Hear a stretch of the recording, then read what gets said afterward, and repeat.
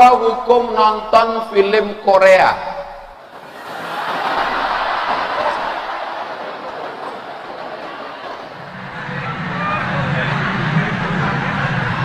Orang Korea ini kafir, tak bersunat, tak mandi wajib, berzina kerjanya.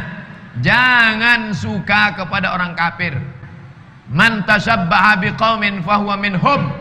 Siapa yang suka kepada orang kafir, maka dia bagian dari kafir itu.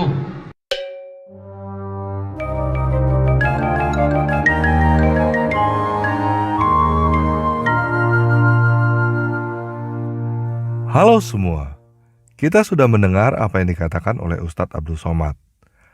Siapa yang suka kepada orang kafir, dia bagian dari kafir itu. Sekarang coba kamu ingat-ingat. Film apa yang kamu suka? Film Korea? Film Jepang? Film Cina? Film Hollywood? Film Bollywood? Film Disney, film kartun. Sudah ingat?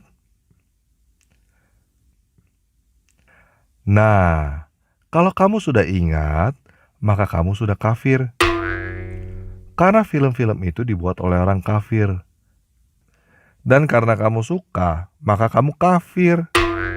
Kamu sudah murtad. Sekarang kamu sudah keluar dari Islam. Tapi tenang dulu. Karena sekarang kamu sudah keluar dari Islam, saya ingin mengajak kamu untuk melihat Islam dari luar. Setelah kamu melihat Islam dari luar, kamu akan bersyukur bahwa kamu sudah keluar dari Islam. Dan kamu tidak akan pernah mau masuk ke Islam lagi. Oleh karena itu, sekarang saya mau mengajak kamu untuk buka hati dan buka pikiran. Oke? Sekarang kita tenangin hati dulu ya. Kita ambil nafas. Buang. Oke? Sudah tenang ya? Sekarang mari kita lihat agama Islam dari luar. Karena sekarang kamu sudah bukan Islam lagi. Tadi kita sudah mendengar bahwa Ustadz Abdul Somad berkata bahwa orang kafir kerjaannya berzinah kan? Sekarang kita akan mengukur kembali apa yang dia katakan kepada dirinya sendiri. Di dalam Matius 5 ayat 27-28, Yesus berkata, "Kamu telah mendengar firman jangan berzinah. Tetapi aku berkata kepadamu, setiap orang yang memandang perempuan serta menginginkannya, sudah berzinah dengan dia di dalam hatinya." Sudah jelas ya? Siapapun yang memandang perempuan dan menginginkannya, sudah berzinah di dalam hatinya. Setuju ya? Sekarang kita akan melihat video klip tentang bagaimana kelakuan Ustadz Abdul Somad. Setelah melihat video klip ini, kamu akan melihat bahwa sebenarnya Ustadz Abdul Somad lah yang kerjaannya berzinah. Apa syarat poligami? Harus minta izin dengan istri? Tak ada. Saya ke sini, nikah saya sekali lagi sini, istri saya tak tahu, sah. Kemudian besok nanti malam ke Jakarta, Jakarta nikah sekali lagi, sah. Kemudian habis itu nanti kami ke Yogyakarta, pengajian di Jogja, nikah sekali lagi, sah. Yang kelima baru tak sah. Selama masih 4 sah. Jadi kalau mau tetap sah gimana? Ceraikan yang satu, nikah lagi. Ceraikan satu, nikah lagi. Maka dia bisa terus. Itu namanya unlimited edition. Oke, kita sudah melihat video klipnya ya. Kita sudah melihat bahwa sebenarnya Ustadz Abdul Somad lah yang kerjanya adalah kawin sana, kawin sini. Nah, Abdul Somad itu adalah ustadz, guru. Artinya, kalau kamu masih di dalam Islam, kamu akan diajarkan untuk menjadi seperti Abdul Somad. Dengan keluar dari Islam, kamu sudah terhindar dari diajarkan untuk menjadi orang seperti Abdul Somad. Bagaimana? Sekarang mulai bisa bersyukur ya, kamu sudah keluar dari Islam? Sekarang mari kita lihat lebih dalam lagi. Mungkin kita berpikir bahwa Abdul Somad ini hanya oknum, tidak mewakili Islam. Nah, siapa yang paling pantas mewakili Islam? Siapa lagi kalau bukan nabinya? Betul gak?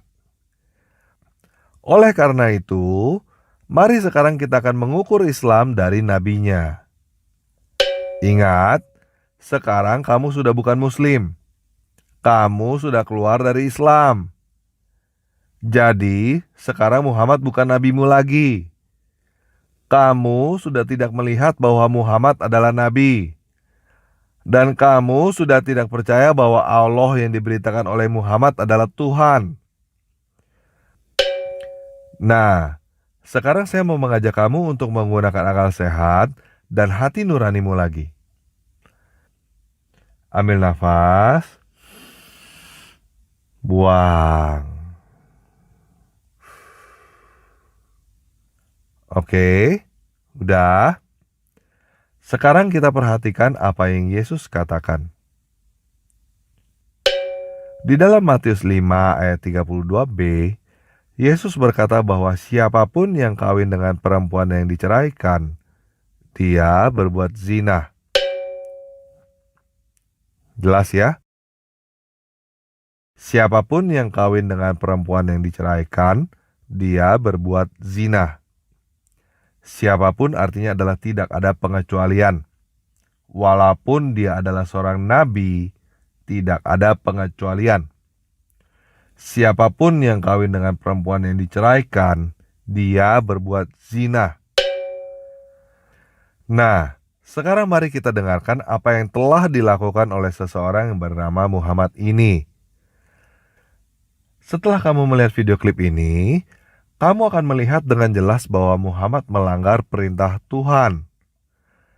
Kamu akan melihat bahwa Allah yang diberitakan oleh Muhammad itu tidak mungkin Tuhan. Kamu akan bersyukur bahwa kamu sudah keluar dari Islam. Dan kamu tidak akan pernah mau masuk lagi ke Islam. Surat tentang tentang Zaid bin Harithah dengan Zainab, Sayyidah Zainab. Zaid bin Harithah dinikahkan oleh Rasulullah dengan Sayyidah Zainab, yang pada akhirnya Allah yang menceraikannya. Kemudian setelah itu Sayyidah Zainab dinikahi oleh Rasulullah.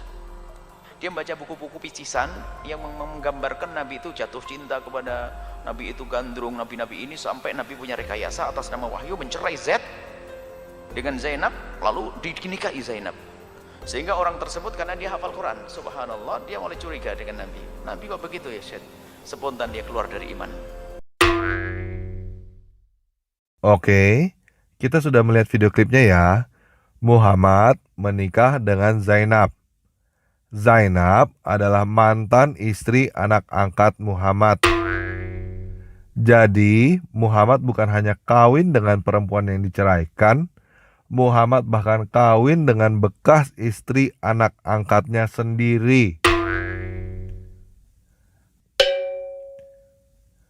Kamu adalah orang baik yang mempunyai akal sehat dan hati nurani. Apakah kamu mau melihat keluarga orang lain hancur karena kamu? Kalau kamu tidak mau melihat keluarga orang lain hancur karena kamu, apakah kamu mau menerima orang yang membuat keluarga orang lain hancur itu menjadi panutanmu? Bagaimana? Sudah bersyukur kan sekarang?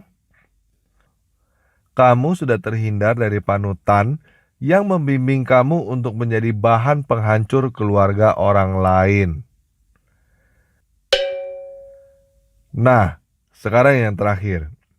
Tuhan membenci perceraian. Dan saya percaya bahwa kamu juga tidak suka perceraian.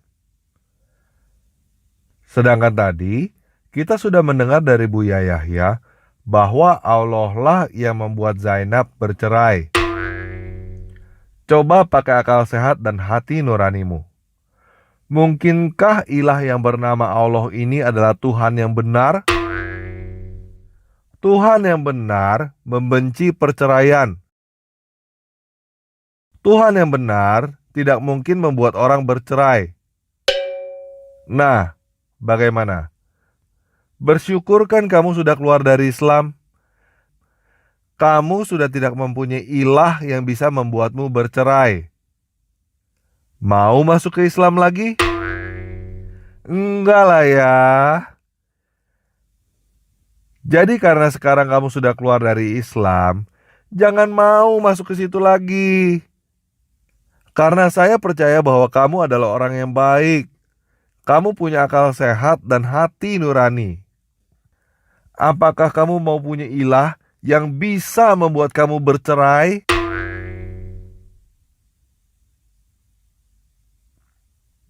Enggak kan? Nah, karena sekarang kamu sudah bukan Islam lagi, saya mau mengajak kamu untuk menerima Yesus Kristus sebagai satu-satunya penguasa dan juru selamatmu. Yesus adalah satu-satunya orang yang pantas untuk menjadi panutan dan guru bagi orang yang baik seperti kamu. Karena Dia akan membimbing kamu untuk mengasihi sesamamu, Dia akan membimbing kamu untuk mengasihi musuhmu, dan berdoa bagi orang-orang yang menganiaya kamu. Selain itu, Yesus juga adalah satu-satunya orang yang telah bangkit dari kematian dan naik ke surga. Jadi jika kamu mau bangkit dari kematian dan naik ke surga juga, Yesus adalah satu-satunya jalan yang harus kamu ikuti. Bagaimana? Mau ya menerima Yesus sebagai satu-satunya penguasa dan juru selamatmu? Oke? Sekarang mari kita ucapkan doa yang singkat ini.